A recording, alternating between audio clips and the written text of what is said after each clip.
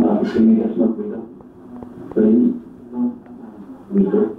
Dahil sa sinusunod na karasaan, magpatuloy rin ang mga pulis sa bayan ng Kabansalan. Pagsalo alas 11 ng gabi, pinaulanan ng bala ang patrol car sa kayang hepe ng Kabansalan PNP. Laki sa kamay yun. Yung tawag ako, kung patay na, ikuti ko sa likuran. Napuruhan, Inspector of Technical sa lugar ang Deputy Chief ng Kabansalan PNP at mga kasamahan sina CO3 dito Arsenal at CO2 ang may pagkayan. Sugatan, sina Galvez at dalawang iba pa sa ng isang sundalo. Expected talaga ako yung pa. Diba?